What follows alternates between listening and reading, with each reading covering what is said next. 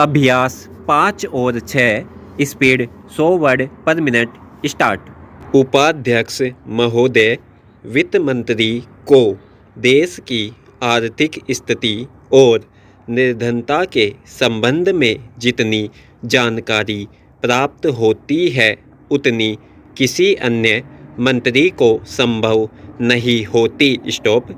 Budget बनाते समय वैसे तो बजट में आय व्यय का ब्यौरा होता ही है, लेकिन मूल रूप में देश की आर्थिक नीतियों में किस प्रकार का परिवर्तन हो तथा किस मार्ग पर वह देश को चलाना चाहते हैं, सरकार का लक्ष्य क्या है, इन सब नीतियों का बजट में विवरण होता है। स्टॉप। हमारे वित्त मंत्री चाहे जिस पद पर भी रहे हों, चाहे वे मुख्यमंत्री रहे हों या केंद्रीय सरकार में रहे हों, उन्होंने शानदार काम किया। स्टॉप। जिस समय उन्होंने बजट प्रस्तुत किया उस समय देश को और विशेष रूप से गरीबों को उनसे बहुत सी आशाएं थी। स्टॉप। देश में लगभग 6 लाख गांव है, उनमें जो बेरोजगारी है, गरीबी है, उसके संबंध में देश की जनता को उनसे बड़ी आशाएं थी और जनता देखना चाहती थी कि इस अवसर पर सरकारी नीतियों के द्वारा देश को वे क्या मार्गदर्शन देना चाहते हैं। Stop para. इस दृष्टि से 3 महत्वपूर्ण बातें इस समय देश के सामने थी। देश का आर्थिक विकास तेजी से हो, अधिक लोगों को काम मिल सके और मूल्यों में स्थिरता आए। स्टॉप। जहां तक इन 3 उद्देश्यों का संबंध है, हमने देखा कि उस ओर कुछ प्रयत्न हुए हैं। स्टॉप। विशेष रूप से गरीबी हटाओ के संबंध में इस देश में जो चर्चा चल रही है, इस बजट में कुछ सीमा तक उसका उल्लेख मिलता है, क्योंकि जितने भी प्रत्यक्ष कर लगे हैं वे ज़्यादातर धनी लोगों पर और विशेष रूप से शहर के लोगों पर लगाए गए हैं। स्टॉप। इस तरह से जो एक प्रकार की आर्थिक असमानता हमारे देश में चल रही है, उसको दूर करने का प्रयत्न अवश्य किया गया है। Stop para.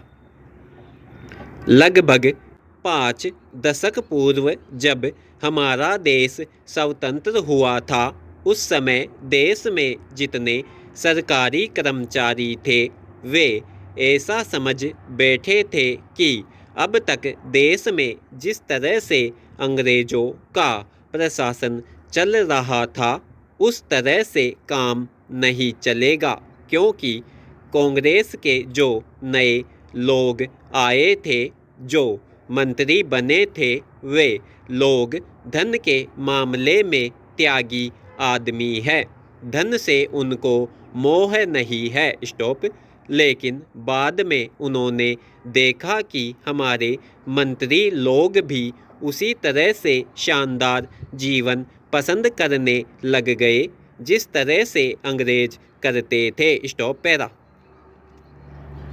उपाध्यक्ष महोदय, तब उन लोगों को कुछ आशा हुई कि हम लोग भी उसी तरह चल सकते हैं जिस तरह से पहले चल रहे थे। स्टॉप। लेकिन अभी हाल में जो चुनाव हुआ उससे देश के धनिकों के मन में बड़ा संदेह पैदा हुआ कि इस चुनाव के बाद उनकी स्थिति वैसी नहीं रहेगी जो अब तक चली आती रही है। स्टॉप।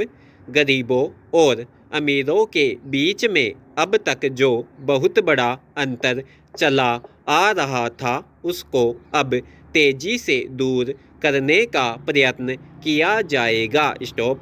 श्रीमान, मैं आपका बहुत ही आभारी हूँ जो आपने सदन में चालू वर्ष के बजट पर अपने विचार प्रकट करने का अवसर दिया है। स्टॉप। मैं इस बजट का समर्थन करना चाहता हूँ। Stop para.